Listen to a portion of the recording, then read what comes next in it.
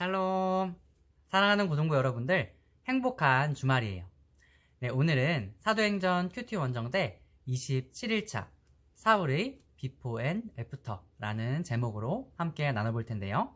네, 오늘 본문 말씀은 사도행전 9장 19절에서부터 31절까지의 말씀이에요. 본문 다 읽고 오셨죠? 네, 다 읽고 오셨을 거라고 생각하고 오늘 말씀을 함께 나눠볼게요. 지난 시간에는 그리스도인들을 박해하던 사울을 주님께서 만나주시고 회심하게 하신 이야기를 나누어 보았어요. 예수님을 만난 사울은 실명하게 되었는데 아나니아의 도움으로 회복이 되었고 이제 그는 예수 그리스도를 주인으로 받아들이며 세례도 받게 되었어요. 오늘 본문에서는 사울이 이전과는 너무도 다른 변화된 모습이 나오는데요. 사울이 세례도 받고 회복한 후에 다메섹에 있는 제자들과 함께 지내면서 회당에서 예수님께서 하나님의 아들이라는 것을 전해요. 당시에는 현재 우리가 말하는 구약 성경만을 성경으로 가지고 있었는데요. 그 구약 성경이 어떻게 예수님을 하나님의 아들이라고 예언하고 있는지를 논증한 거예요. 그런데 사울이 이렇게 예수님을 전하니까 회당에서 듣고 있던 사람들이 깜짝 놀랐어요. 왜 놀랐을까요? 그것은 바로 얼마 전까지만 해도 사울은 이곳 다메섹에서 예수님의 잔당들의 뿌리를 뽑으려고 했던 사람이었기 때문이에요. 그리스도인을 박해하는 사람들의 앞잡이였던 그가 지금은 오히려 예수님이 하나님의 아들이십니다 하고 복음을 전하고 있으니까 그들은 깜짝 놀랄 수밖에 없었어요. 그래서 사람들은 이렇게 생각했어요. 아니 뭐야, 여기에 사울이 있네? 여기 지금 온 것도 예수쟁이들을 결국 잡아가려고 온 거 아니야? 사울이 저렇게 얘기하는 척 하면서 결국에는 체포하려는 속셈 아니야? 그런데 놀라운 것은 그게 아니었다는 거예요. 사울은 더욱 힘을 얻어서 복음을 전했어요. 어느 정도였냐면 이제 다메섹에 있는 유대인들까지도 당황하게 만들었어요.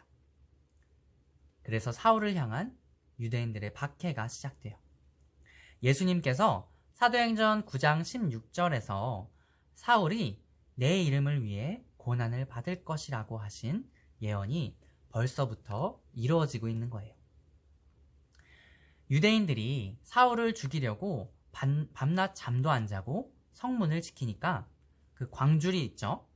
갈대줄기 같은 걸로 엮어서 만든 그 둥지처럼 생긴 바구니, 그거 있죠? 거기에 담아서 사울을 피신시켰어요.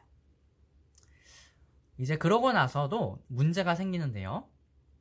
사울이 제자들과 이제 어울려서 잘 지내보려고 했는데 제자들은 그가 회개하고 예수님의 제자가 되었다는 것을 믿지 못하고 오히려 그를 두려워했어요. 그때 바나바라고 하는 좋은 동역자가 사울이 회개하고 이제 제자가 되었습니다. 그것이 맞습니다. 하고 변호해 주었어요. 자, 그러고 나서 사울은 계속해서 정말 열심히 복음을 전하게 돼요. 자, 오늘 본문을 간단히 나누어 보았는데요. 사울이 예수님을 전할 때 만약 박해가 없었다면, 만약 고난이 없었다면 어땠을까요? 사울은 어쩌면 유대인 사울에 머물러 있었을 거예요. 하지만 유대인들에게 핍박을 받고 쫓겨났을 때 비로소 사울은 1차, 2차, 3차 전도 여행을 통해 온 세계에 복음을 전한 사도 바울이 된 줄 믿어요. 하나님께서는 이렇게 사울을 들어 사용하세요. 이전에 교회를 박해하고 예수님을 모욕했던 사람도 하나님은 그를 들어 사용하세요. 그를 변화시켜 주세요. 여러분들의 비포, 애프터의 모습은 어떤 모습인가요? 예수님을 믿으며 변화된 삶이 있나요? 예수님을 믿을 때 받은 고난으로 인해서 오히려 하나님의 선하신 계획을 보게 된 적이 있나요?